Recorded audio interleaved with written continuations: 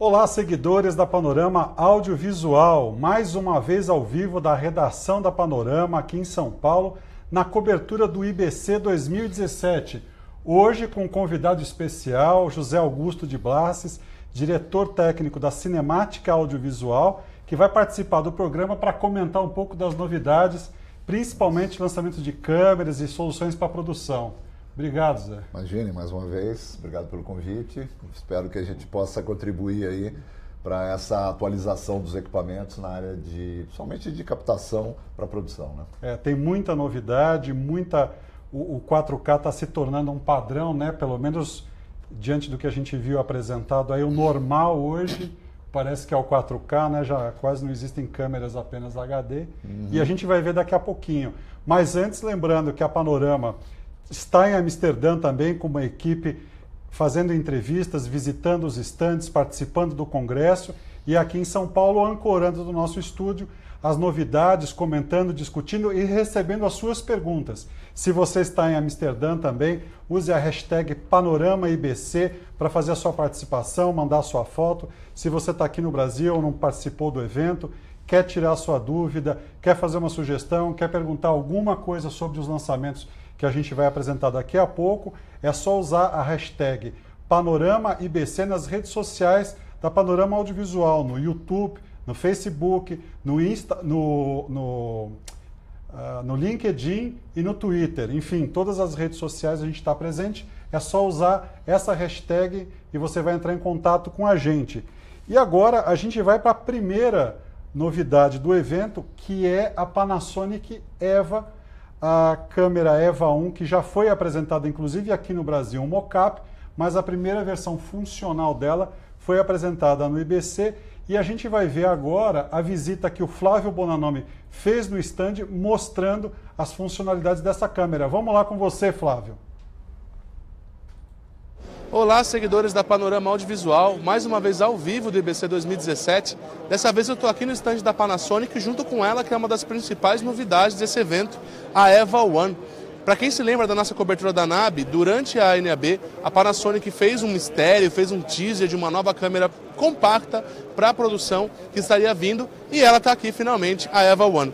A EVA 1 ela é uma câmera super compacta, ela pesa só 1,2 kg, e ela já vem de fábrica com grip e com um pequeno viewfinder para usar. As lentes dela é bucal EF e ela tem de entrada 6K com 5,7 milhões de pixels e ela grava em 4K. A entrada é 6K exatamente para que na hora de montar o RGB não haja nenhuma perda de sinal, nenhuma perda de luz. Então ela grava 4K real e tudo isso ela grava em cartões SD padrão, claro, de alta velocidade, pensado para o 4K. Além disso, ela grava em formato AVC HD, que é o formato mais baixo dela, até 400 megabits por segundo de RAW.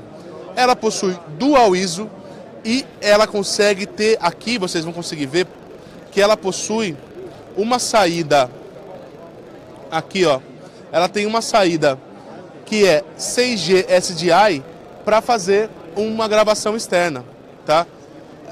E com isso você consegue gravar num gravador externo ou também usar como monitor ou mesmo mandar para um stream, por exemplo. Por fim, ela permite a entrada de um dongle Wi-Fi que vai deixar você controlar todos os parâmetros dela, inclusive foco e zoom, direto de um aplicativo da Panasonic. Então essa aqui é a EVA 1, é um espaço bem concorrido aqui no stand da Panasonic, mas dá para a gente ver ela bem legal aqui, feita para documentaristas, cinematógrafos e qualquer produção que busque uma câmera compacta de alta qualidade. Além disso, a Panasonic está lançando aqui duas atualizações de produto que a gente vai ver aqui. Excuse me. Vem para cá, aqui na linha das Varicams. A primeira está aqui na Varicam LT. Ela tem uma nova atualização. É uma câmera que já se consolidou no mercado, mas agora, a partir deste IBC, ela está trazendo, como vocês vão poder ver aqui atrás, ela está trazendo saídas SDI HD. E com isso você consegue ligar ela num gravador externo para gravar em RAW também. E aqui lá na frente, muito mais para frente, vocês vão conseguir ver na linha Varicam 35, que é esta câmera aqui, vocês vão conseguir ver que ela tá agora, também foi atualizada para essa linha, esse modelo que foi conhecido como Varicam Pure. Eu vou virar ela aqui para vocês poderem ver com mais detalhe. Vocês vão ver aqui que ela tá agora com essa opção de um gravador acoplado. E aí com isso é possível ela gravar em 4K HDR 120 frames por segundo. Então agora com isso, por isso esse nome Pure, que ela consegue levar o sinal puro para ser gravado, para ser utilizado pelo cinematógrafo, pelo documentarista, pelo usuário. Bom, essas são as novidades da Panasonic aqui no IBC 2017 e a gente volta aí. Legal, obrigado Flávio. Voltamos aqui para a redação da Panorama Audiovisual em São Paulo. Zé, o que a gente viu de novo aí? Essa primeira câmera, a EVA, primeira apresentação dela funcional no mercado. Que tipo de usuário você vê aqui no Brasil? Para que tipo de mercado ela vai ser mais útil?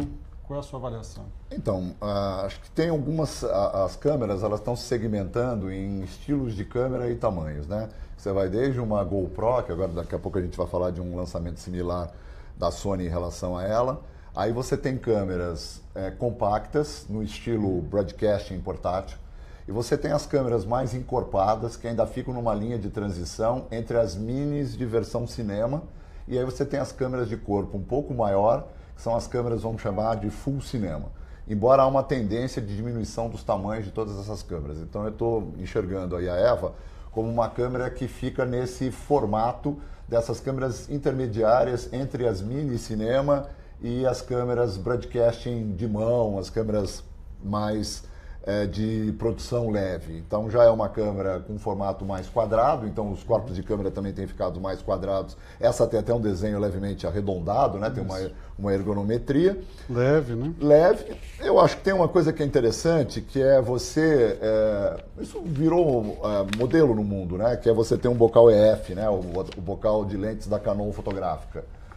Isso leva a um questionamento, né? Você tem os bocais são Super 35 de fotografia, então há uma confusão entre o Super 35 de cinema e o Super 35 de fotografia. O Super 35 de fotografia exige uma área de 36 por 24 e ele é um formato 1:5, portanto é quase 4:3. Então eu vou ter que necessariamente perder sensor para poder cobrir todas as nossas áreas. Nós estamos num momento de transição entre formatos e um momento de transição entre suportes e resoluções de câmera. Me parece ser uma câmera bastante robusta com 5.7K, né, de imagem real. Que não é também uma resolução normal, né? Não. Nada 5.7, né? 5.7 partindo de um 6K, né, que eles colocam aqui como o seu tamanho full do sensor. Certo. Agora, com alguma vantagem, né? Por exemplo, ela grava um 4K real, não só Ultra High Definition. Essa é outra questão que o mercado tem criado uma certa confusão. A gente fala de 4K, mas a maioria das câmeras são Ultra High Definition, 3840 por 2160. E essa câmera é 4096 por 2160. Sempre levando em consideração que tudo isso hoje está, digamos, relativizado às proporções que a DCI colocou para o cinema. Então, o DCI colocou para o cinema um determinado valor de quantidade de linhas para o 2K, que na verdade é o do HD, que é 1080, e colocou 2160 para o 4K dela. Lembrando que o DCI é uma entidade norte-americana, basicamente, que reúne as majors, né, as grandes companhias cinematográficas de Hollywood, que estabeleceu padrões de qualidade, padrões técnicos, padrões de projeção, para que os produtos produzidos e distribuídos pelo mundo sigam um padrão de qualidade do início da gravação até a projeção, né? Isso se impõe. Isso se impõe, mas ao mesmo tempo mostra que a gente está um pouco apressado em relação ao 4K. Porque na verdade a gente não tem transmissões padrão de 4K na televisão, você tem um ou outro processo de stream, e você tem nada praticamente em termos de projeção 4K no mundo. O padrão de projeção mundial foi adotado 2K. Para as salas grandes, acima de 500 lugares, é que você teria projeções em 4K.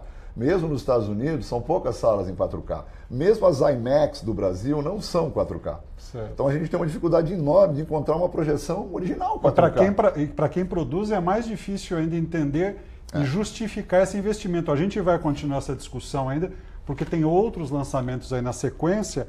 Só recordando mais uma informação, que é a taxa que ele tem de 422, né, de amostragem, 10 bits.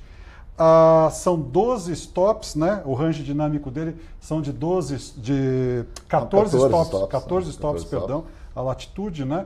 Isso também é um padrão... 150 megabits é uma taxa alta para esse padrão de câmera, que é uma outra questão que a gente vai ter, né? Qual é o padrão de sampleamento? Quanto eu sampleio da luminância e do RGB?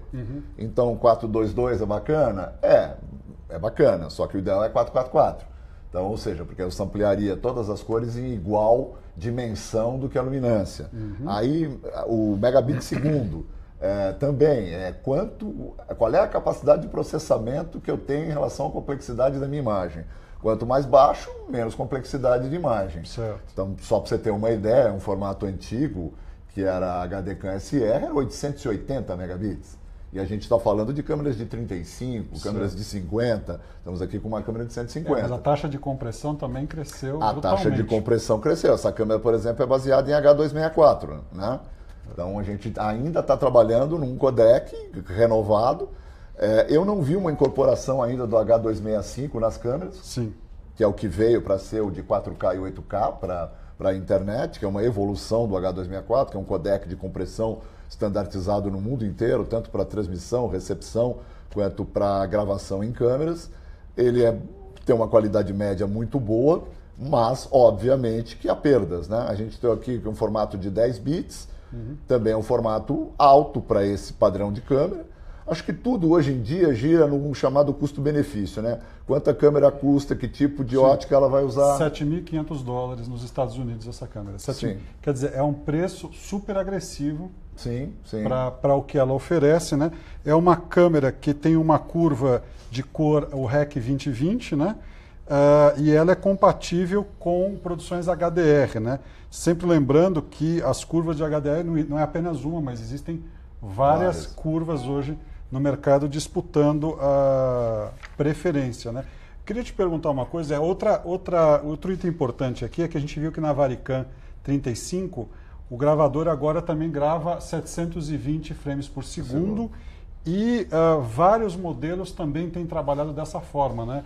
Deixando 30, 60 para trás e já colocando 120 como meio que uma norma, né? Você que está no mercado todos os dias com cinema, publicidade, documentário, como é que você vê, qual é a funcionalidade de trabalhar em 120 frames? Qual é a vantagem? Então, aí vem são várias corridas, né? Então, a gente tem a corrida do tamanho do sensor, do bitrate, a corrida da quantidade de linhas que você tem, né? Então, hoje a briga entre 4, 6 e 8K, e a outra é no frame rate variável, né? Para você poder fazer cenas em slow.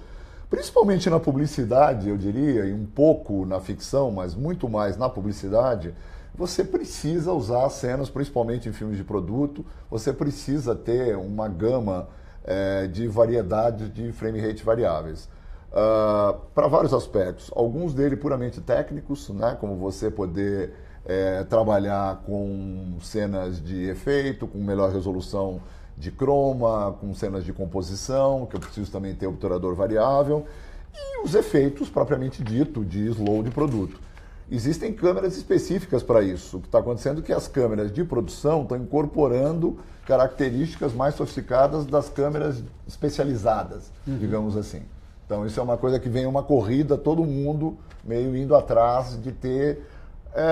acho que o grande, digamos assim, o grande alvo é a câmera que possa ter quase tudo numa câmera só. É um preço compatível, né? Bom, e falando em câmera que tem quase tudo, né, e é um preço super competitivo, a Sony apresentou na semana retrasada um modelo que se chama RX0. Quando a gente bate o olho nela, a gente até pode ver as imagens já, a gente bate o olho e lembra logo de GoPro, né? Naturalmente, esse é um modelo que tem alguns usos que a Sony apresenta, como capacidade de vídeo em 4K, até 200 quadros por segundo em HD, câmera lenta de até 1000 frames por segundo, numa resolução ainda mais baixa, resistência à água e aplicações de realidade virtual. Existe um vídeo aí circulando pela internet onde se usa uma conexão de 20, 30 câmeras dessas, uma conectada à outra, né? E depois todos esses fluxos são costurados, né? Criando uma única imagem para ser trabalhada. É um outro segmento de mercado que também tem muita demanda, né? Sim, a realidade virtual, a realidade aumentada, ou o vídeo 360, que eu acho inclusive o vídeo 360 me parece o mais imediato, né, em termos de consumo, aplicativos, internet, devices de maneira geral. A realidade virtual um pouquinho mais complexa, porque você ainda precisa do óculos, você ainda não tem um sistema de exibição, digamos assim, standardizado com os processos, mas tem muita gente desenvolvendo produtos. Isso tudo começou com câmeras simples, né, com duas lentes de 180, duas câmeras, uma virada contra a outra, com as lentes viradas para os opostos, com grande distorção de angular, e agora você tem várias marcas de câmera agrupando pequenas câmeras. Isso começou com as GoPro, e a Sony com certeza está lançando um produto como esse, porque ela vislumbra toda a parte esportiva, toda a parte de compactação. Uma câmera de ação também. Câmera de ação, uma câmera barata que você pode quebrar. Tem até no vídeo aí, né, uma colocação dentro de uma bola, ou seja, para espetáculos esportivos. Você imagina que vai ter uma câmera dentro da bola de um determinado esporte. Ou essa imagem que nós estamos vendo aqui, por exemplo, que são essas câmeras para trabalhar com realidade virtual, em que você vai criando aí esse capacete, essa bola, essa esfera lotada de câmeras, e os softwares têm que vir compatíveis para juntar todas essas imagens. Né? Só para entender, né, porque essas câmeras, quando você só usa uma virada para frente e uma para trás, você tem muita distorção nas bordas, né? E aí quando você complementa por cima, por baixo, pelas laterais, você vai diminuindo qualquer irregularidade, qualquer distorção na imagem. E a gente vai chegar em fazer peças audiovisuais. Eu já recebi orçamento para fazer longa-metragem com realidade virtual. Aí tem uma série de desafios que eu chamo de desafios narrativos. Então a gente vai ter que escrever roteiros diferenciados, encontrar uma estética narrativa que possa se utilizar, né, dessa visão 360, e mais do que uma visão 360, o espectador estar livre para poder olhar para qualquer lado. Porém, o roteiro e a forma como é conduzido pode te fazer olhar para um lado que te interessa. Então, aí é que eu acho E todos os lados têm que ter a mesma qualidade, né? Tem que ter a mesma qualidade, e você pode navegar. Eu já tenho uma série de ideias de narrativas, de cortes, de tudo isso, de transições. É muito interessante isso que vem por aí. Só que eu ainda não acho realizável em termos de mercado de distribuição. Então, ela está dentro de um grande componente. Eu ainda acho que alguns desses formatos, eu chamo de formatos de feira. Como IMAX, para exposições, para lançamentos, parques de diversão, né? Como o IMAX nasceu. Então, acho que são formatos de feira, de maneira geral, para obras mais curtas, não tão grandes, porque há um cansaço, o óculos é pesado também, mas eu acho que virá por aí, como no caso do 3D, que teve um super boom e depois parou, porque a tecnologia não conseguiu desenvolver ainda, quer dizer, embora já exista o 3D sem óculos. Quando houver o 3D sem óculos, eu acho que a gente vai ter um revival de novo do 3D. A mesma coisa eu acho quando a gente consumir, por exemplo, uma realidade virtual dentro de uma sala de projeção 360, ou pelo menos uma cúpula de 180.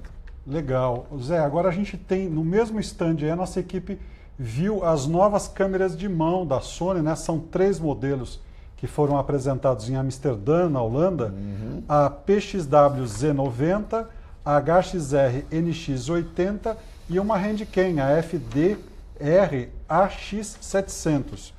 São câmeras com sensor CMOS, né? Todas elas 4K, e uma das qualidades mais reforçadas pela Sony são os 273 pontos de autofoco, né? Que é uma quantidade absurda de controle do foco, né? Tira um pouco do operador a preocupação por manter tudo em foco, né? Mais uma vez, quem é o usuário desse tipo de produto? Para quem ele se destina? Então, eu sempre fui muito crítico do autofoco, né? Embora, ultimamente, eu tenho visto eficiências grandes em relação ao autofoco, ao ponto de que você determina um determinado personagem e há realmente um acompanhamento dele com bastante precisão. Tem duas coisas, né? Na narrativa ficcional, durante toda a evolução dela, deu-se ao cineasta, ao cinematógrafo, a possibilidade de determinar o que é visível, aonde está focado, como eu passo esse foco e que quantidade de foco eu tenho. Isso faz parte da narrativa. Isso não pode ser quebrado. A gente não pode ter profundidade de campo infinita, a gente não pode ter foco infinito. Senão a gente vai desvirtualizar e dessacralizar a narrativa que a gente construiu durante 100 anos. Então, aí eu sou crítico. Agora, na parte documental, jornalística, na agilidade que você precisa, aí 100%. Aí o foco é importante, aí ter a imagem bem registrada é muito importante. Tem um ponto, que você vê, você falou, todas elas são 4K. Tem um vício, que eu espero que ele não seja mundial, mas ele já virou um vício brasileiro.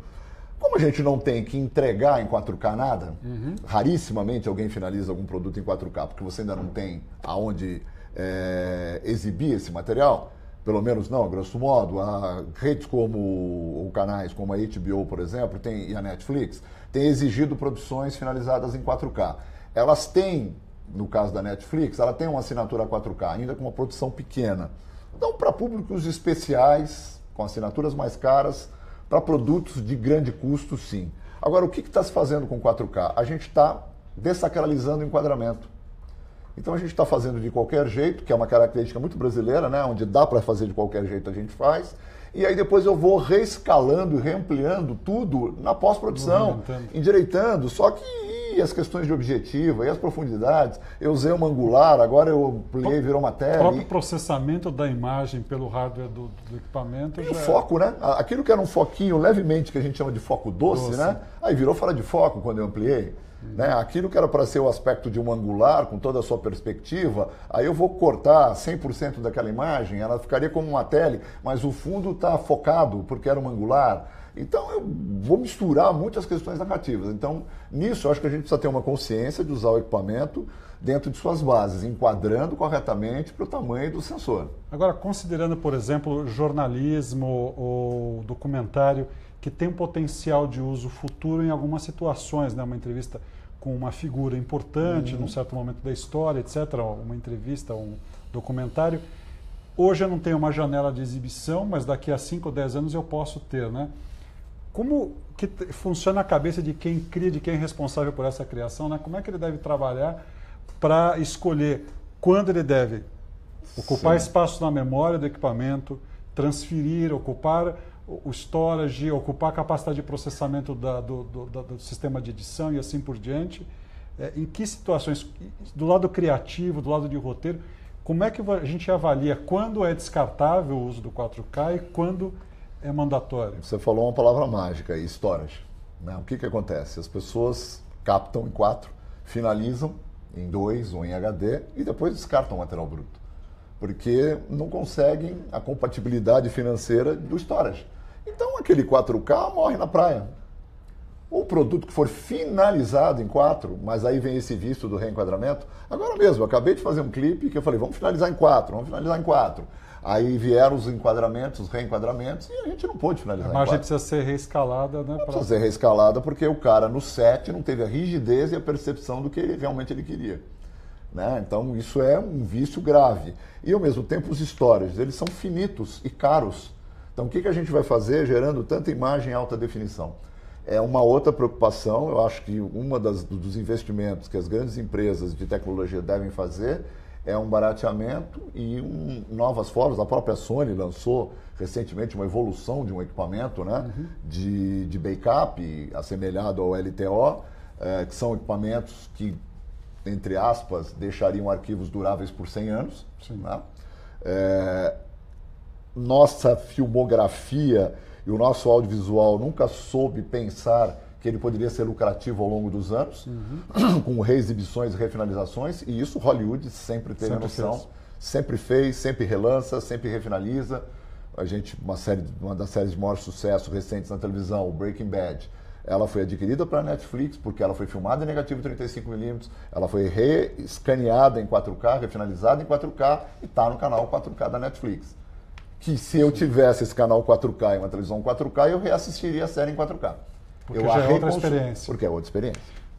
Falando em 4K, a gente tem outra novidade, também apresentada pela Sony na semana passada, que é a Sony Venice, né? Uma câmera que não usa códigos, nem letras, nem números, né?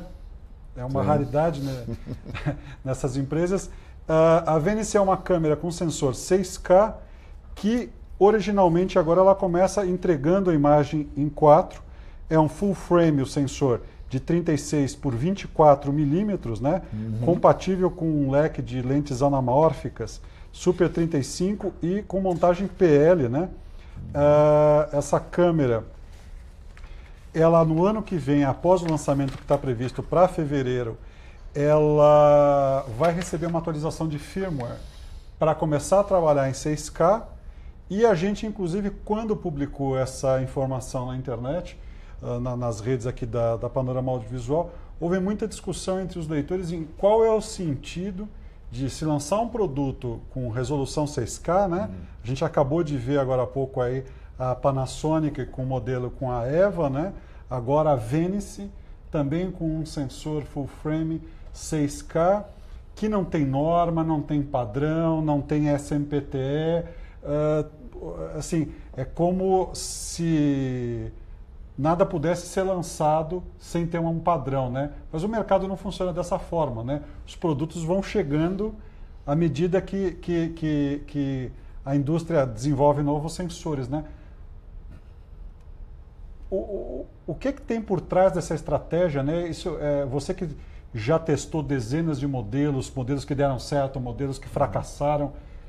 O que está por trás dessa estratégia de lançar sensores que não entregam de cara tudo que podem entregar, que depois lá na frente tem um brinde? A gente também vai ver hoje a JVC aí que entregou funcionalidades novas, a Blackmagic também fez isso, uma atualização de firmware.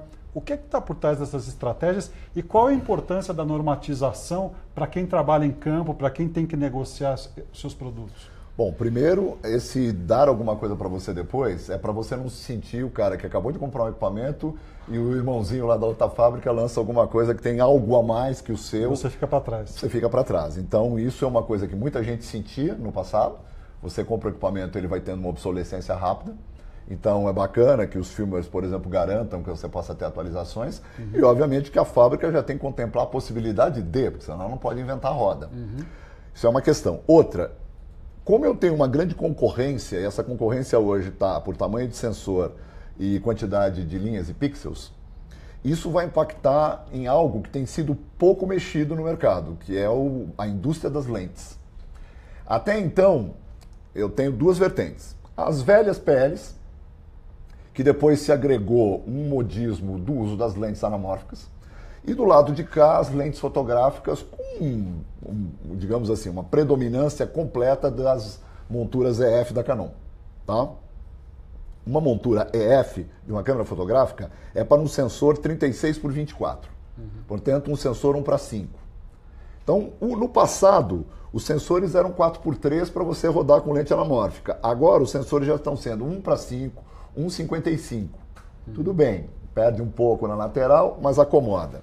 Vou te dar um caso que aconteceu comigo. Eu gravei um clipe e usei Alexas XT com o sensor descropado.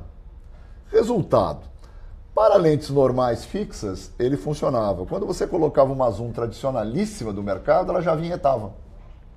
Por quê? Porque a lente não foi desenvolvida por uma área maior. A resolução anterior dessa câmera era 2.8K. Quando ela foi para 3.2 ou 3.4, ela ampliou uma área de proporcionalização da montura da lente. E aí, as lentes que estavam muito precisas no antigo formato standard de cinema, elas já não estão cabendo. Agora eu estou notando que as câmeras estão indo para o Full 35.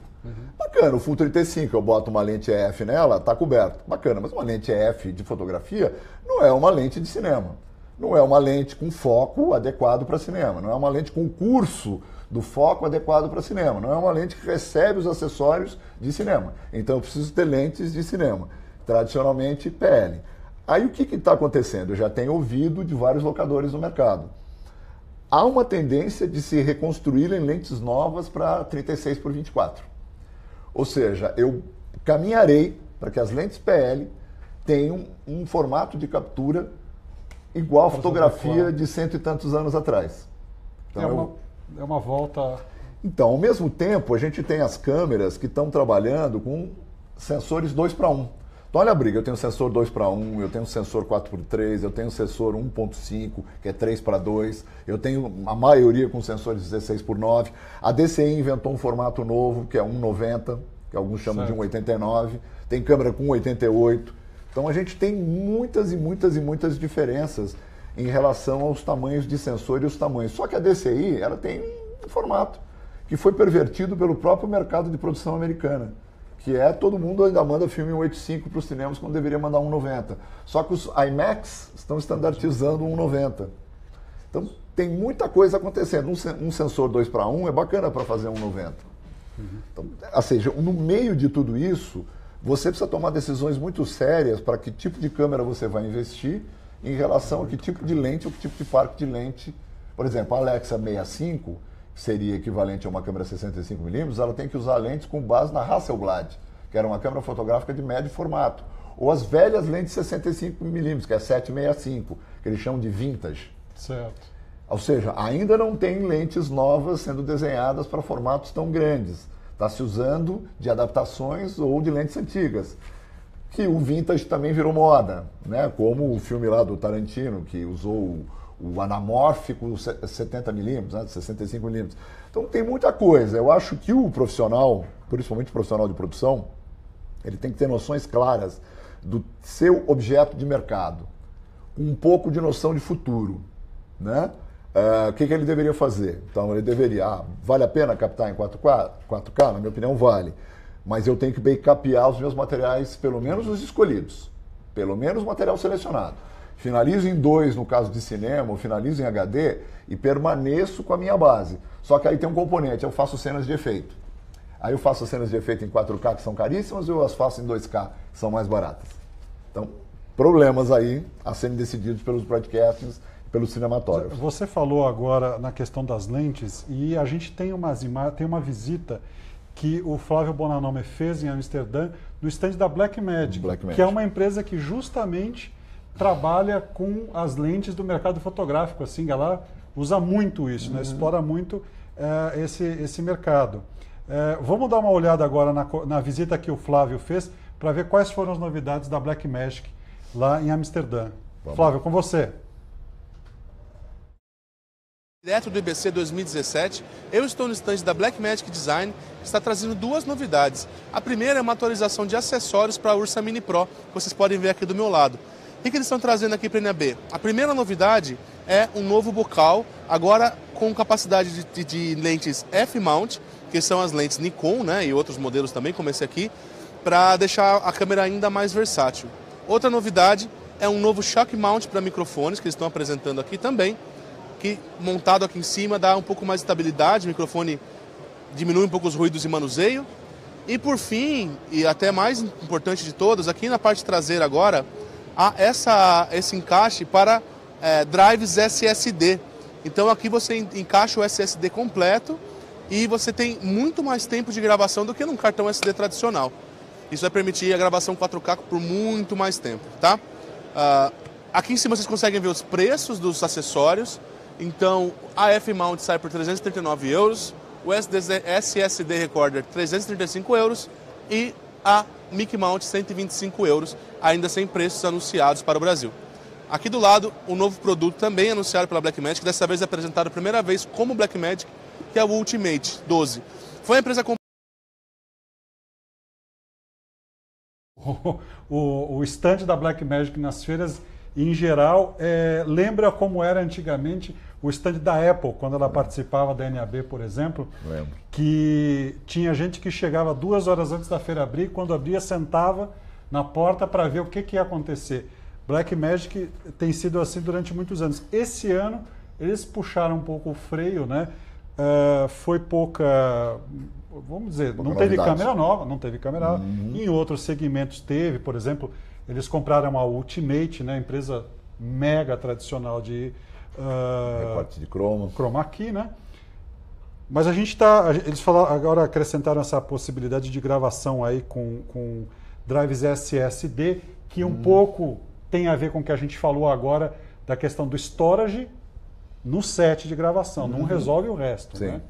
Mas eu queria voltar com você à questão das lentes, né? A gente estava justamente falando desse problema E falando de estratégia de indústria também, voltar um pouco o passo atrás, porque há muita reclamação, a gente vê nos comentários dos nossos seguidores, que aquela pessoa que investe hoje não tem certeza de por quanto tempo estará atualizado, né?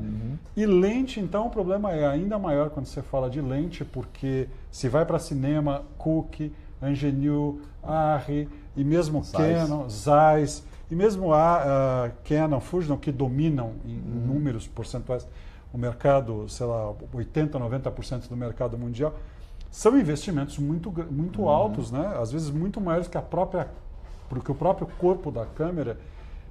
E mais uma vez eu volto para você a pergunta: como é que fica a cabeça de quem tem que selecionar um set de lentes, de quem precisa atualizar seu parque de equipamentos, diante disso que você acabou de comentar agora, essa disputa de formatos de sensor, esses problemas de crop, em algumas eu posso usar lente, em outras eu só posso em determinada condição. Como é que fica a nossa situação aqui no Brasil, que não tem tanto recurso para investimentos contínuos? Então, primeira coisa, eu estava lendo de ontem para hoje, né, em função dessa participação aqui, fui dar uma atualizada. O negativo 35mm, ele é exatamente, o limite dele é o da câmera anterior que nós falamos, 5.7K. Então significa que quando eu estou com uma câmera de 6, 8, eu já passei do limite que as lentes eram construídas, as lentes de cinema, para o negativo de cinema. Lá no broadcast, no bocal B4, as lentes eram standard, depois as lentes foram HD, e agora as lentes têm que ser 4K, depois as lentes têm que ser 8K. Eu acho que no futuro, esse bocal B4, na minha opinião, ele vai acabar tendo uma obsolescência pelas questões de profundidade de campo, e como uma boa parte da programação televisiva, principalmente a de dramaturgia, está se direcionando para o formato full, em função de ter um controle maior da profundidade de campo diminuída, ou seja, menos profundidade de campo. Então, hoje, toda a dramaturgia televisiva já não é mais B4. Então, essa é uma modificação significativa. Será que o resto, os esportes e tudo isso, também não migrarão para um formato de sensor maior? É uma dúvida que fica. Embora é uma indústria poderosa, que fabrica Canon, Fujinon, que fabricam lentes de broadcast. No outro lado, quem não tinha renovado até agora os seus parques, só modernizavam, e os projetos todos de lente estavam parados no chamado Full 35mm, que na verdade é metade do 24x36, que a gente chama lá na fotográfica de APS-C, que você vai pegar o sensor e vai cortar ele pela metade. Então eu vou ter 18x24 mais ou menos, 18x16, 18x15, cada câmera fez um tamanho. As lentes de cinema foram historicamente desenhadas para esse tamanho. E agora a gente está se avizinhando dos 65mm e pondo um standard no meio desse caminho, que é o velho formato de fotografia. Para isso eu vou precisar de lentes. Significa que as fábricas terão que fabricar e vender lentes novas.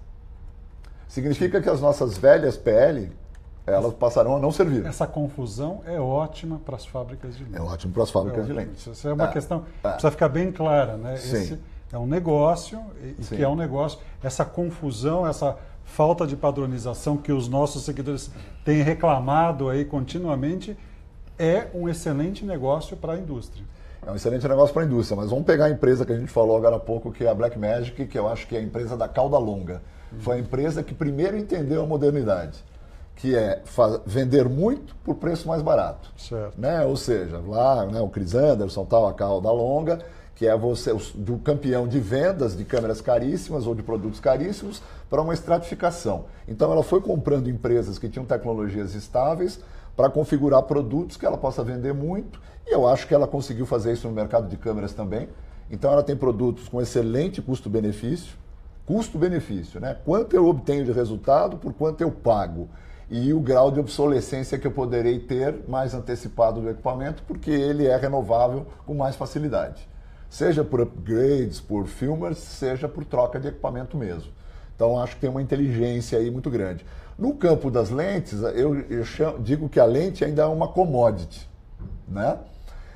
Só que os chineses estão vindo por aí derrubando um pouco esse conceito de commodity, né? Porque eles estão multiplicando uma quantidade muito grande de lentes baratas, Não sei a que qualidade, dizem hoje que elas chegaram já bastante próximas de uma qualidade média. As próprias linhas B e C das fotográficas hoje também já chegaram em qualidades médias muito boas, a preços muito interessantes. Então acho que vai ter uma grande briga aí, que vai ser então qualidade versus transformar a lente num produto tão industrial quanto a câmera e muito menos commodity, portanto valorar menos esses altos equipamentos de alto custo. Deixa eu só colocar aqui e responder uma pergunta, a gente vai tentar responder, né? O Dudu Amorim, que escreveu para a gente agora, ele pergunta mais sobre a linha PXW da Sony com a nova Z90, né? Só rememorando aí, é uma câmera 4K HDR com autofoco e saída 3G SDI, né? É interessante que uma câmera tão pequena ainda preserve o SDI no momento em que muitas fábricas já propõem a morte do SDI, né? Claro que é um exagero, Sim. mas para muitos usuários o SDI é coisa do passado, né? Em muitas situações ela é do passado. A outra questão que ela traz é o HDR, né? O HDR praticamente não existe nenhum produto hoje, nenhuma câmera que saia incompatível. O quanto é compatível, a gente ainda não sabe dizer. A gente ainda não sabe dizer porque nenhum dos formatos de HDR é uma cesta bem grande, onde cabe muita norma, elas estão sendo construídas, elas estão sendo escritas. O uso do HDR, que é esse range dinâmico, né, de o contraste entre o escuro mais profundo e o branco absoluto, né, que foi ampliado, hoje é possível muito trabalhar alta luz, baixa luz, né, com uma câmera handcam, né? Zé, em poucas palavras, uma câmera pequena como essa, né, uma câmera de mão com 4K, HDR, SDI ainda por cima, né? Ainda faz sentido esse tipo, o SDI numa câmera como essa ainda faz sentido? Na minha opinião faz sentido sim, porque o SDI ainda é uma conexão profissional broadcasting com bastante resistência. O HDMI ainda é uma conexão, na minha opinião, amadora, né? Ele é frágil, o encaixe é frágil, a conexão ela não tem encaixe fixo. Então, assim, o SDI é sim uma conexão ainda absolutamente necessária para o mercado profissional. Não tem como, na minha opinião. Outra questão, o HDR citado aqui. De novo, para mim, outro modismo.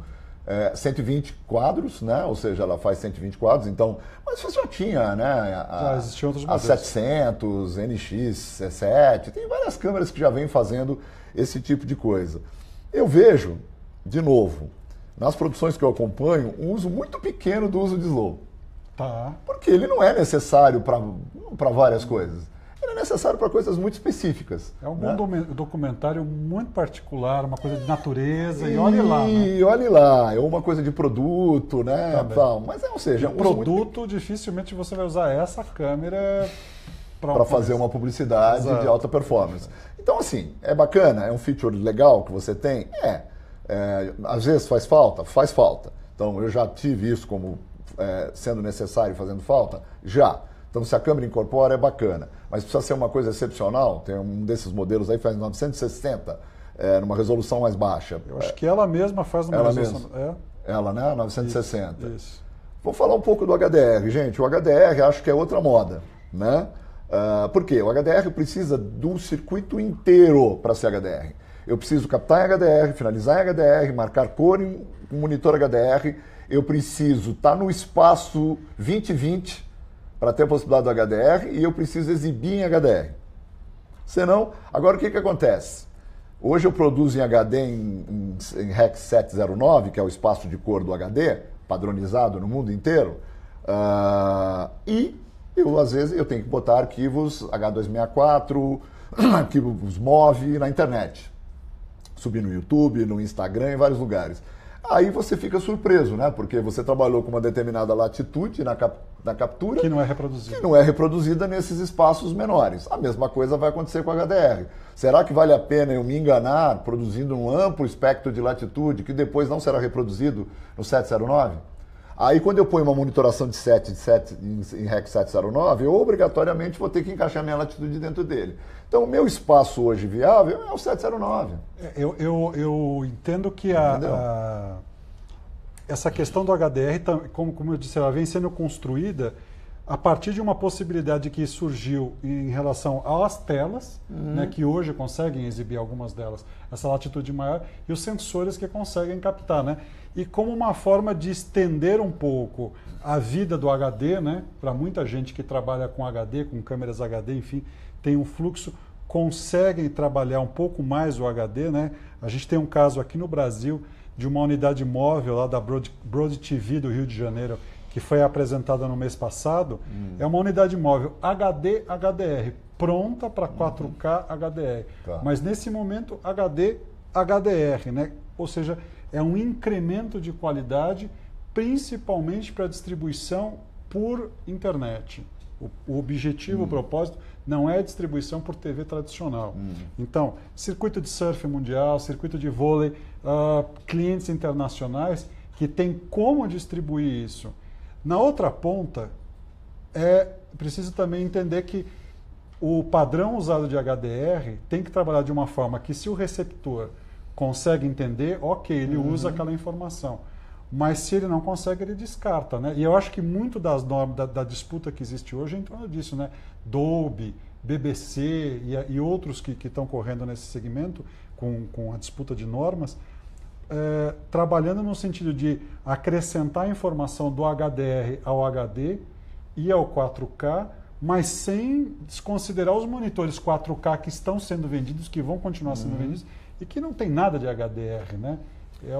Então, eu acho que a grande briga deveria estar acontecendo no espaço do Gamut, né? Ou seja, nós deveríamos estar lutando para passar para o 2020, que seria o espaço de cor do 4K. Então, a gente está falando em 4K, 4K, 4K, e a gente está trabalhando no espaço de cor do HD. Então, primeira questão. Segundo, nas captações, explorar ao máximo essa gama de 14, 15 stops que as câmeras estão nos dando. Né? É esta latitude que vai ser encaixada no HDR. Então a gente usa muito pouco dela. Pouco, por quê? Porque os sistemas de exibição não são compatíveis com isso. Então, usar melhor, setapar melhor as câmeras para usar o máximo do que você possa dessa latitude. Finalizar próximo dos limites dessa latitude. Só para você ter uma ideia, o espaço de cor do cinema, lá que nós falamos agora há pouco da DCI, seria o espaço P3. Ele é um pouquinho melhor que o 709. Porém, no Brasil, monitorações, as salas de cinema, é tudo 709. O cinema não calibra em P3. E 709 nem é cinema propriamente. Não era de cinema, mas eu posso calibrar, porque é um projetor, né, digital, eu consigo calibrar ele em 709. É mais fácil. Calibro ele com color bar e tal, com simplicidade, entendeu? Então você vai lá, você põe o P3 e a cor não bate. Aí você põe o 709 e a cor bate. Aí você pergunta, a gente calibra assim e tal, entendeu? Aí você vai nas casas de finalização, todo mundo está deixando de usar o P3 porque está percebendo.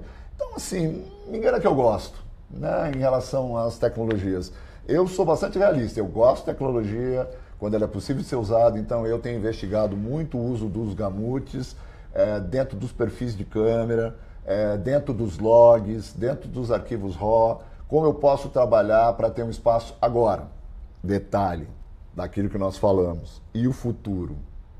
Por exemplo, eu capturo com uma latitude estendida, finalizo hoje dentro dos limites do 709, mas guardo os meus arquivos.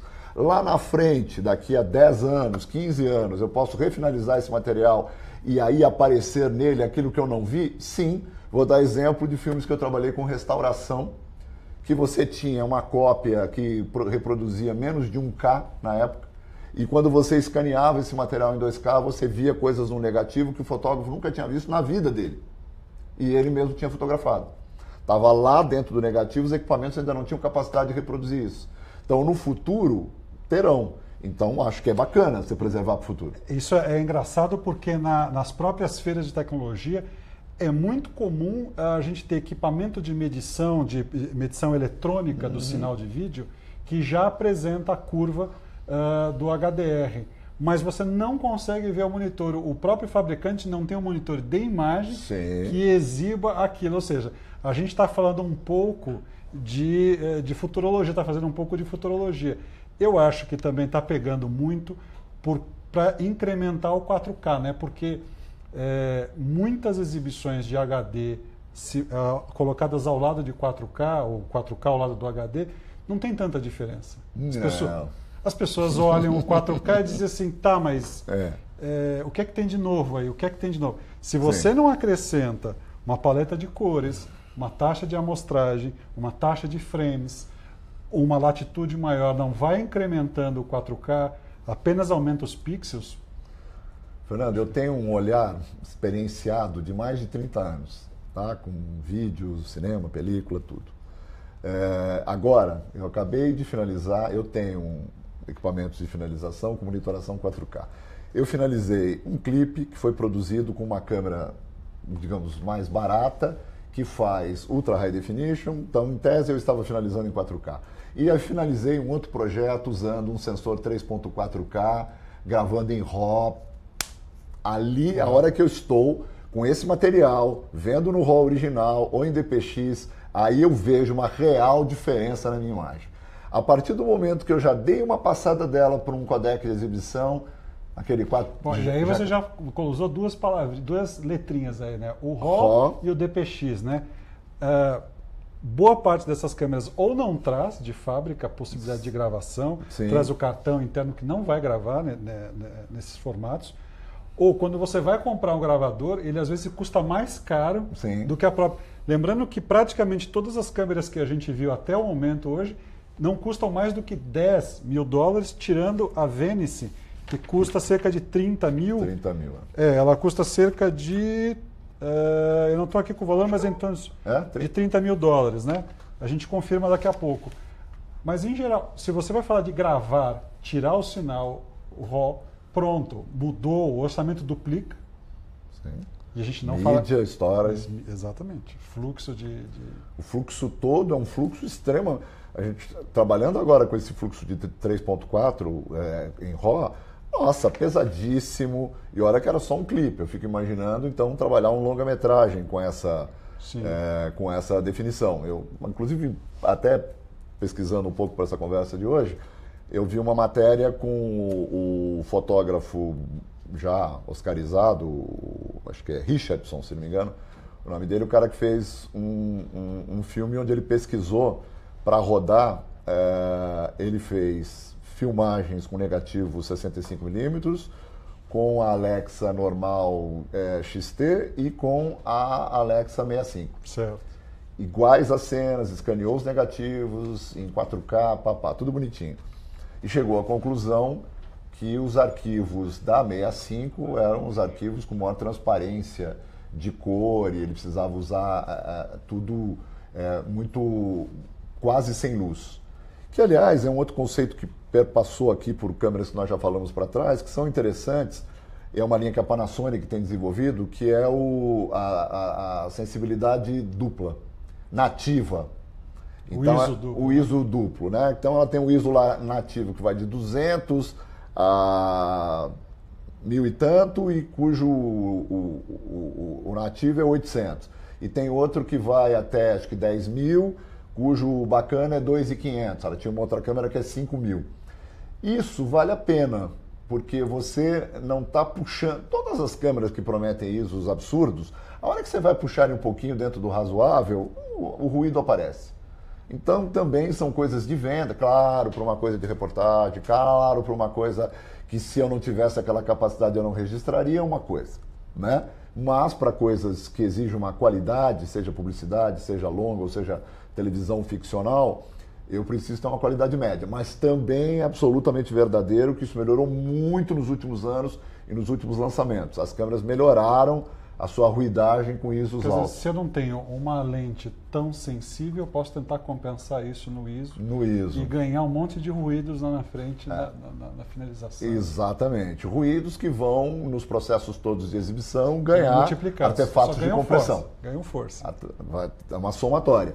Então, só fechando aquele raciocínio, eu acho que hoje, com certeza, um Super HD hiper bem finalizado, com uma super lente, Se você puser ele do lado de um 4K simples, dificilmente alguém vai dizer quem é o 4K. De resolução, tem um exemplo agora que chegou nesse final de semana, na sexta-feira, justamente da Sony também, que foi uma câmera 8K, 8K. estúdio. A gente tem as imagens dela aí, a nossa equipe registrou lá no stand da Sony em Amsterdã, é a UHC 8300, muito parecida visualmente aqui olhando com as imagens que a gente tem agora, com a linha HDC, a linha HD da Sony de estúdio, né? Uma câmera para sets de gravação. Basicamente, ela trabalha com uma resolução de 7.680 por 4.320 a 120p padrão, 120p é o padrão dela. Okay. Trabalha com WDR, com HDR e com o Hybrid Log Gamma, né? Então trabalha com várias curvas e trabalha também com um log de cores muito maior, né? Com uma capacidade de cores muito maior. O HLG aí. Exato, exato. Ela também tem várias saídas simultâneas. Você não precisa sair só com o sinal 8K, você pode sair com 4 e com HD simultaneamente para monitoração local. Você não vai ter um monitor, às vezes, no teu estúdio 8K e crops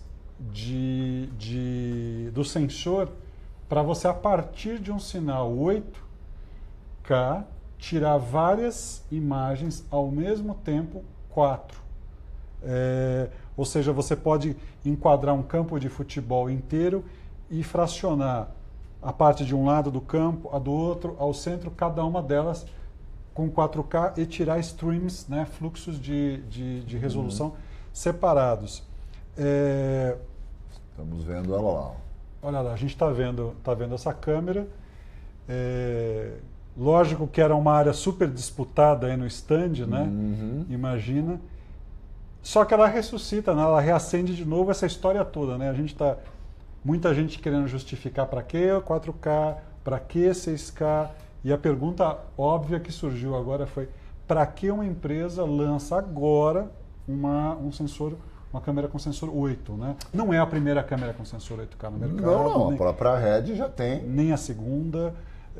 E agora a Red, inclusive, cedeu o seu sensor para a Panavision, um sensor de 8K. De 8K. Então, ou seja, tem... Agora, a Sony, nesse caso, não é muito estranhável, né? Porque, junto com a NHK, ela desenvolveu o padrão 8K, então, óbvio que ela quer que isso vingue. Minha opinião, eu acho que o 4K para a indústria do futuro é irreversível. A coisa foi para... Hoje você praticamente não encontra uma televisão para comprar HD. Você só vai nas lojas e encontra a televisão. Eu acabei recentemente de comprar uma TV e eu não comprei uma TV 4K. E o preço está muito acessível. Porque eu vou ver material standard ainda nela, eu vou ver material de baixa qualidade HD, um monte de 720 enganando a gente, principalmente em eventos esportivos, transmissões internacionais, tudo isso, a pessoa vendendo para a gente que HD não é nem HD. A gente tem muito material de acervo, então eu verifiquei, estudei e vi que não valia a pena. Eu fiquei incomodado. A dica para o usuário doméstico. Não vale a pena comprar monitor 4K hoje no Brasil. Não vale. Vou ver.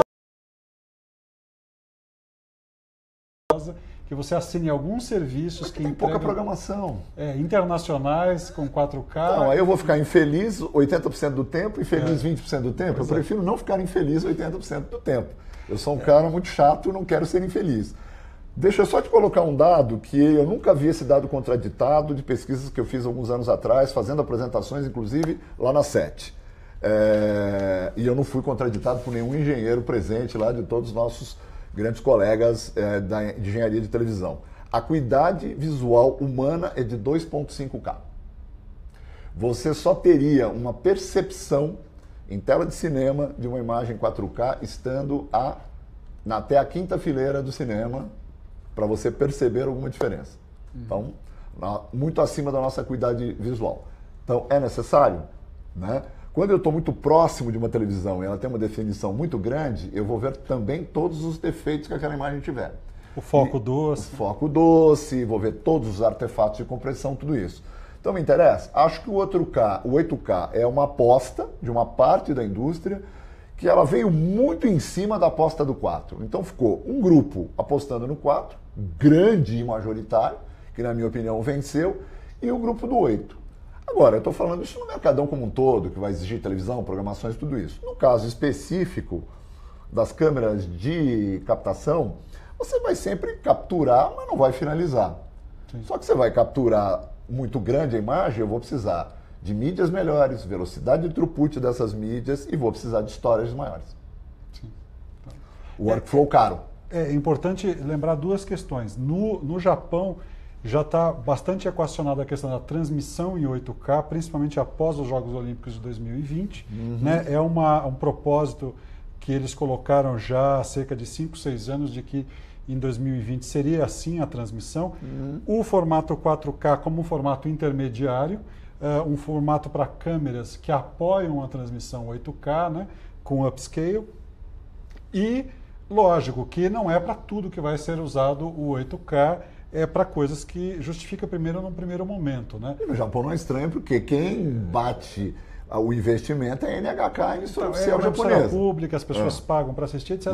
Mas é lógico que isso também influencia o mercado internacional. Outra questão, sobre o Japão ver o 4K como um formato de passagem, um formato de apoio, responde algumas perguntas aí que a gente tem visto em relação a 6K, a 4, etc. Quando hoje a gente usa o 4K, a gente justifica para que eu vou finalizar em 4K, para que eu vou trabalhar em 4K, pensando no hoje, eu esqueço o andamento no cenário internacional, né? Que existe uma clara tendência de que daqui a poucos anos a gente tenha transmissão, primeiro na internet, depois aberta, ou nas TVs por assinatura em 4, e num cenário um pouco mais distante em 8. Ou seja, a distância de quem trabalhar em HD para o 8 vai ser muito grande. Hoje a gente vê coisas que foram feitas em SD exibidas em telas HD, ok, em alguns casos até dá certo, em muitos não. Mas, mais uma vez... Um standard no 8K vai ficar ridículo, né? Não vai ser possível. No 4 ele já é muito esquisito, né? Então, é assim, um pouco dessas perguntas sempre tem que ser respondidas no projeto do trabalho, né? Do que está se produzindo, né? Na minha opinião, o que vai vingar são formatos híbridos. Já tem na norma do novo sistema, no ATSC, acho que 2 ou 3, americano, 3.0, ele já preconiza, em cima do H265, uma norma flexível.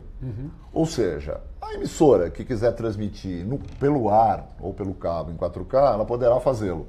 E a que quiser manter o seu sinal em HD, poderá fazê-lo. E uma emissora que quiser colocar o Super Bowl em 4K e depois o telejornal em HD, também o fará. O sistema americano sempre foi o mais flexível. Ele sempre preconizou usar 1080 e 720.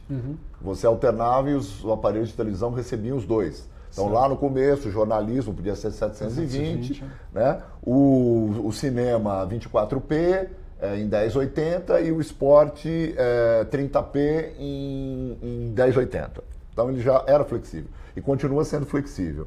Então, eu acho que isso é uma coisa que vai acontecer. Ou seja, e também você pode trabalhar ao convertido, obviamente. Eu não tenho um receptor que seja 4K, mas vai dar o convertido. Agora, uma experiência pessoal particular. Quando eu tenho, numa loja, um aparelho 4K e eu tenho lá um pendrive espetado nele, com uma produção 4K impecável, fica uma experiência linda. Porém, não é igual a esse 4K que chega pela internet na minha casa e pelo menos, ainda não tive essa experiência, vê-lo pelo ar. Do mesmo jeito que o HD em 70%, 60%, 70% dos casos ele é ruim na média da nossa produção. E quando você vê um HD legal, você nota a diferença. Então, também todo o circuito de produção tem que ser muito bem cuidado. E a gente não cuida muito disso na nossa média brasileira. Né? Falando de estúdio, a gente também visitou o stand da Ikegami, lá em Amsterdã. A gente viu a câmera UHK-435, uma câmera 100% preparada para estúdio, já com suporte para teleprompter.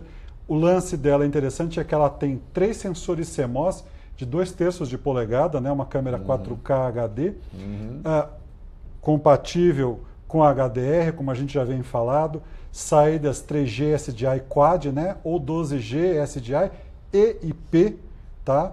Ela trabalha com a sensibilidade f13, enfim, uma câmera preparada para isso que a gente está falando agora. Já são estúdios de televisão 100% 4K. A Globo aqui no Brasil tem estúdios de novela, já pelo menos 4 estúdios, que são 4K de raiz, né? Não são adaptações. Né? Sim. É interessante ver essa movimentação da Ikegami também, que anda junto com a Sony no mercado japonês, os desenvolvimentos ali alinhados com a NHK andam muito próximos. Interessante também comentar que a Ikegami ela lançou um monitor agora de 28 polegadas e um de 31 polegadas, compatível com a norma DCI para 4K. Para né? 4K. Então, não foi a única. Outras empresas também lançaram monitores 4K, né, nesse evento, porque é uma questão, é um equipamento caro. Sim. Finalização para cinema exige que eu tenha isso. Exige. E no set é preciso pelo menos um monitor, né? Na direção de imagem, pelo menos 1 ou 2 sejam para o controle de qualidade e assim por diante. TGM no mínimo, né? Isso. Bom, vamos caminhando agora. A gente vai agora para as novidades da Canon, também apresentadas na última sexta, primeiro dia do IBC, o evento que começou em Amsterdã. O IBC, para algumas pessoas que não conhecem, é como se fosse a NAB do segundo semestre, né? Um evento para o mercado de produção e distribuição audiovisual, que acontece em Amsterdã, na Holanda. A NAB acontece em Las Vegas, no mês de abril, nos Estados Unidos. Né? São 2 eventos que reúnem grande parte dos lançamentos da indústria de produção e distribuição de conteúdo audiovisual. Né? A Canon apresentou 2 câmeras na última sexta-feira, uma delas a XF405 e a outra a 400. Ambas são focadas no mercado de produção televisiva e jornalística, né? Tem sensores CMOS de 1 polegada, cada uma com um sensor CMOS de 1 polegada, gravam em UHD 3840 por 2160p a 60 frames por segundo ou em Full HD a 120 frames por segundo. Ambas com 2 slots de gravação, né, para cartão SD, que pode ser para gravação simultânea ou backup. Lente embutida, né, elas não têm a possibilidade da troca, não são lentes intercambiáveis. O zoom óptico de 15 vezes, com estabilização de imagem. Sistema de foco Dual Pixel, filtros ND embutidos com 3 posições. E saída 3G SDI. Uma questão interessante também é a conexão por Wi-Fi. Né? A gente está vendo detalhes aí da operação da